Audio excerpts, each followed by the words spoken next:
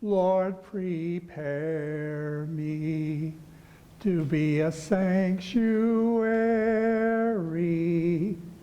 pure and holy, tried and true.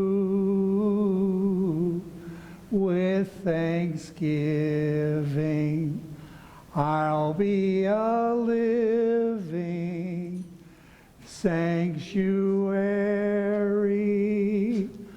for you.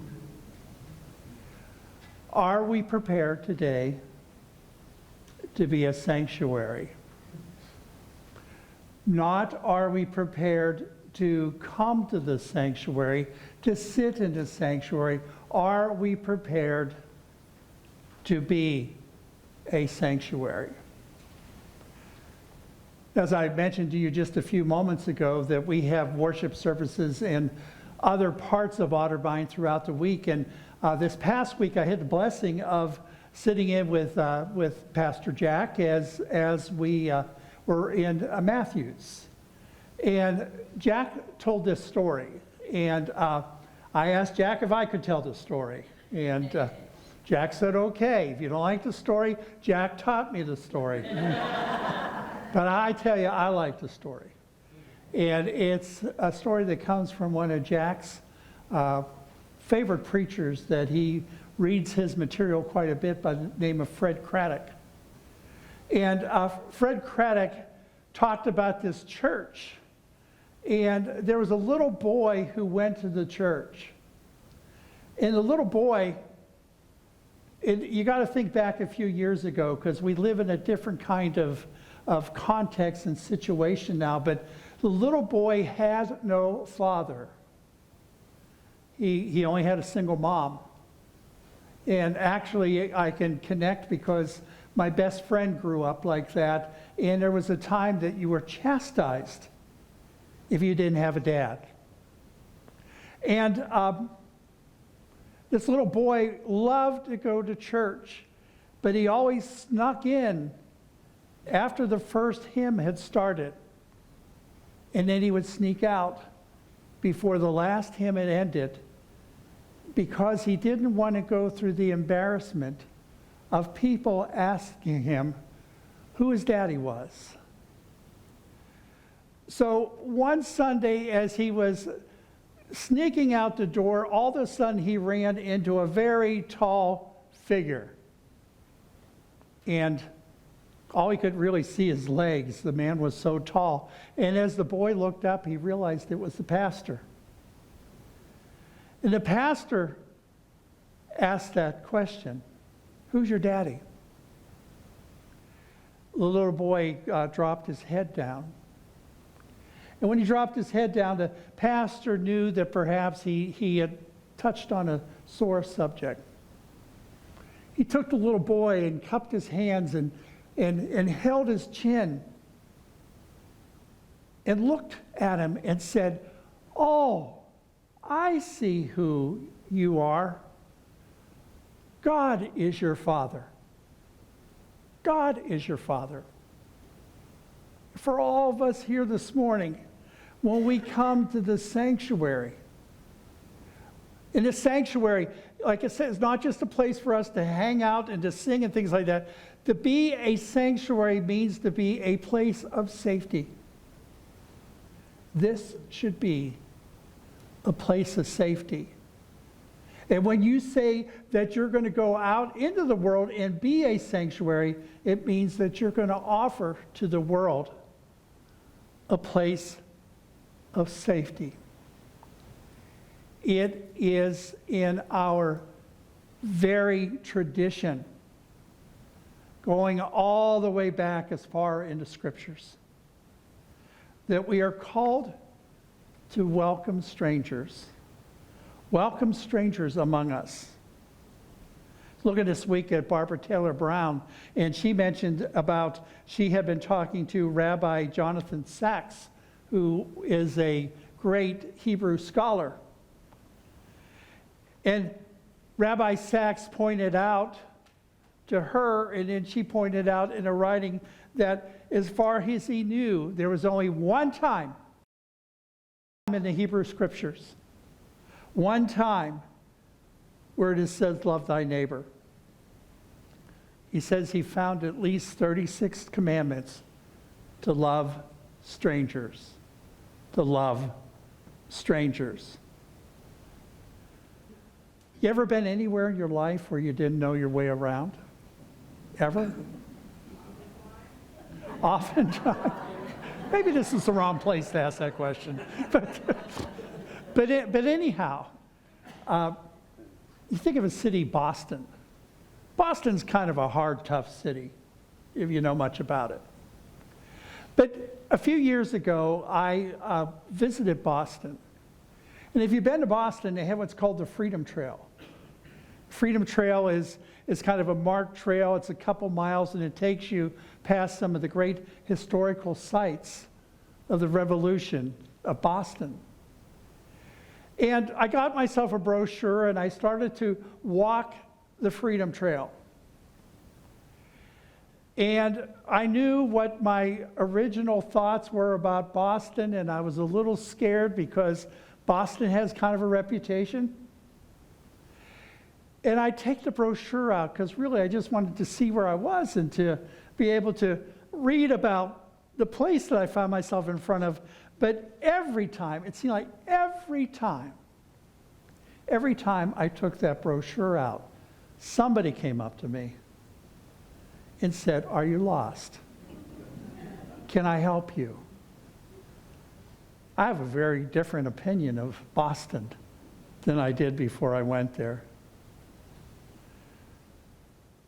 We come here on Sunday morning. Sometimes we're lost. Sometimes it's our ushers who do an outstanding job, and it's a fun job. I would invite you to be an usher if you'd like to be, but they help folks to find where they need to be, to find where they can be safe. And all of us, if we are called to be a sanctuary, we are called to offer people safety when they're lost, when they can't find their way. The land of the Bible, and we will look this morning with Abraham, is a place of hospitality. Hospitality is a way of life in Bible lands. Still to this day, they welcome strangers. So, it is in our roots to welcome strangers. It's if we are Christ's followers, and I hope we are all called to welcome strangers. Strangers came to look for a place of sanctuary, and they came to Abraham's tent. 3 strangers.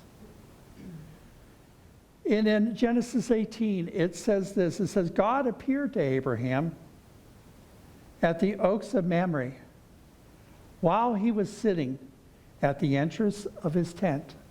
That was his home. That was his sanctuary. It was the hottest part of the day. He looked up and saw 3 men standing. He ran from his tent to greet them and bowed before them. He said, Master, if it would please you, stop for a while with your servant. I'll get some water and you can wash your feet. Rest under this tree.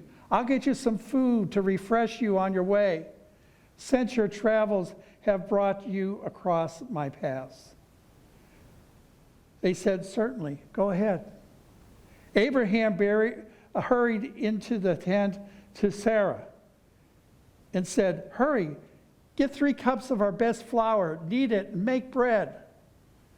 Then Abraham ran to the cattle pen, picked out a nice plump calf, and gave it to the servant, who lost no time in getting it ready.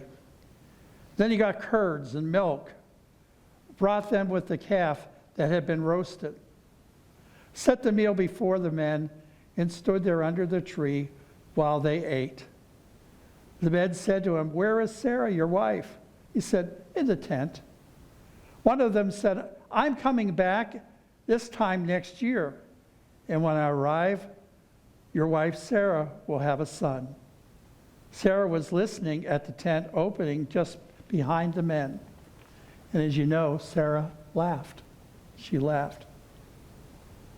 See, hospitality is biblical. Hospitality is not only being nice, it is a God-given thing for us to operate with hospitality.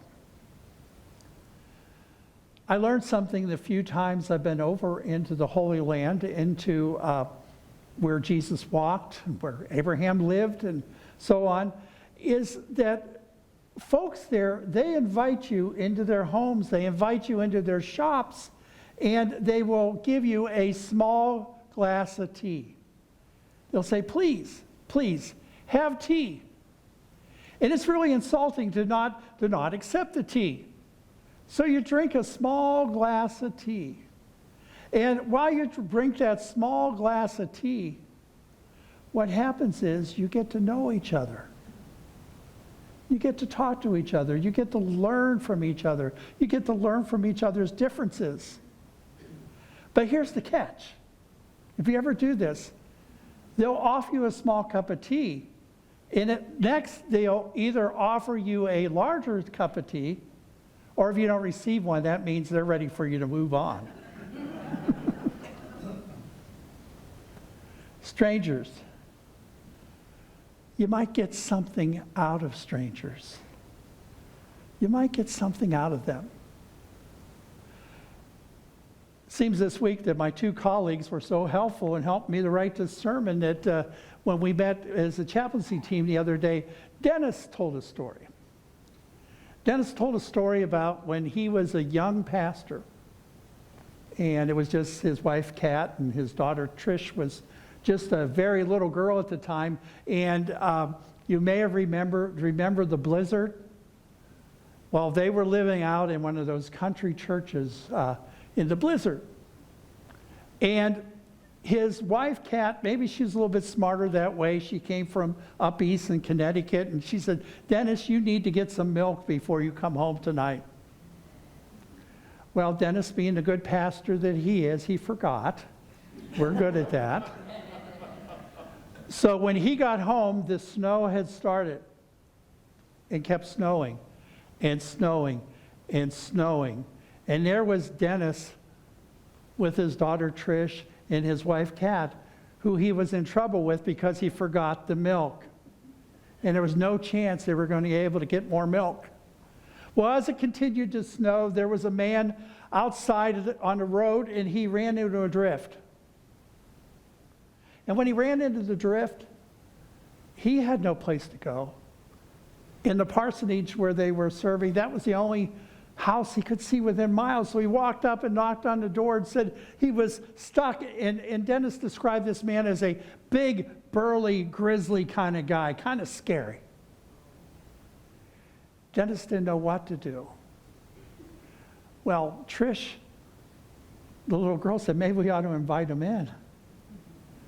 And they invited him in, and Trish said that, maybe he could sleep up in my room. I'll sleep on the couch. Trish was being totally hospitable.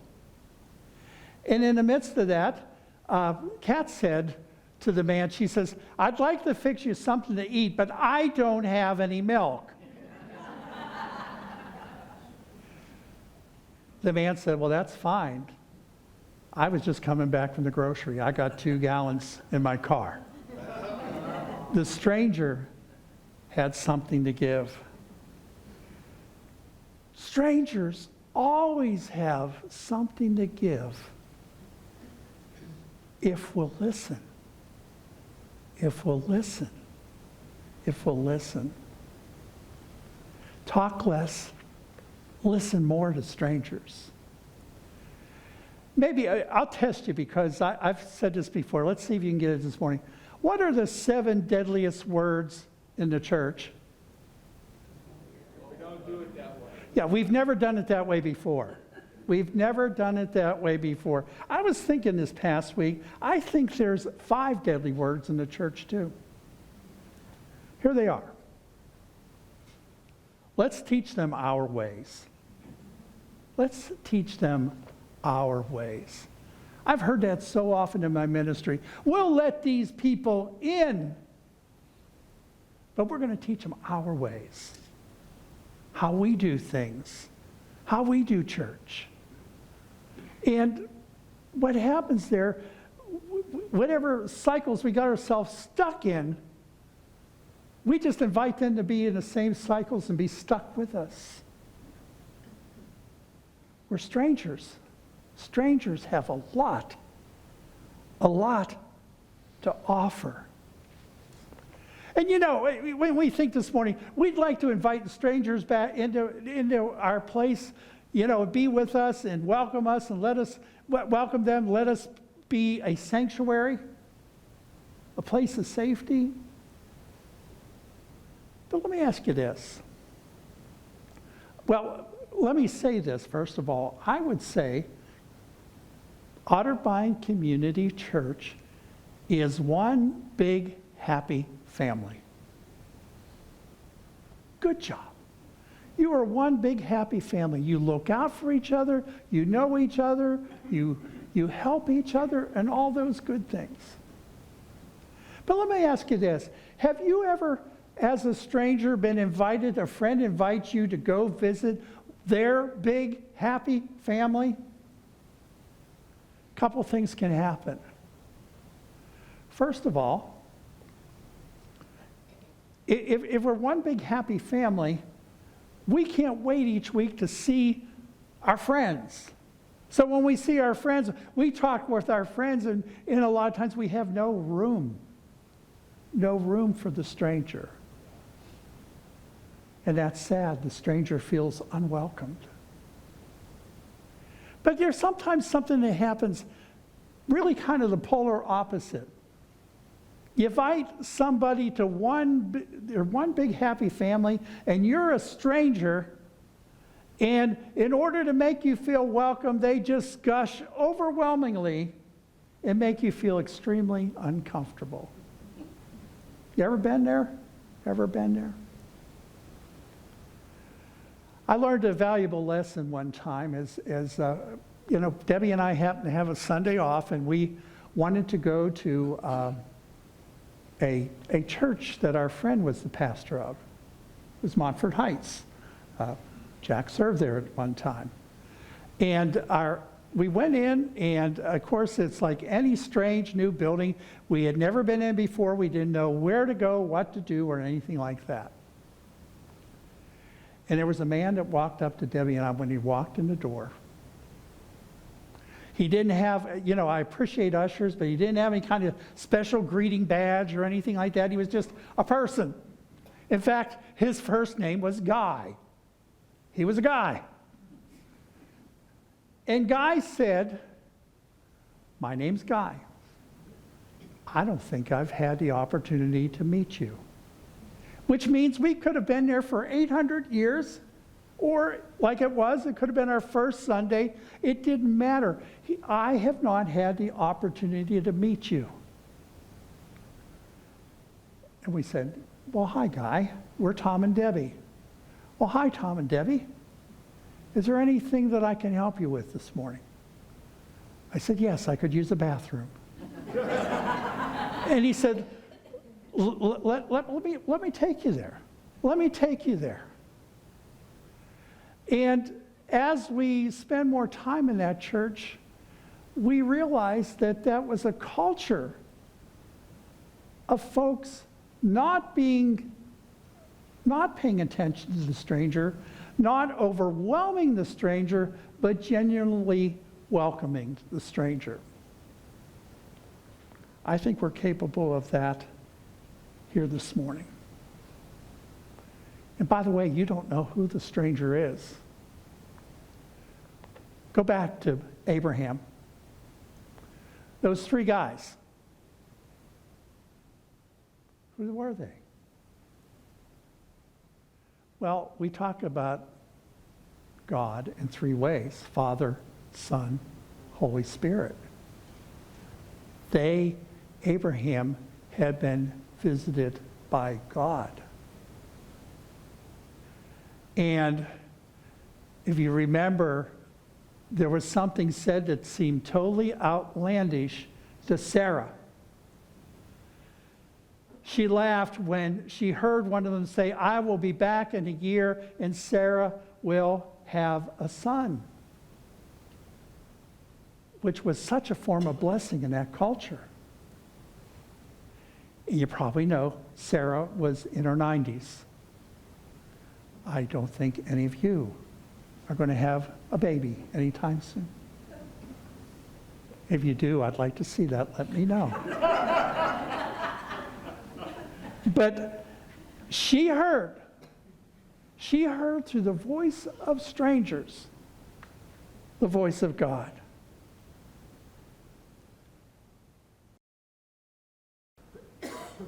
Do not neglect to show hospitality to strangers.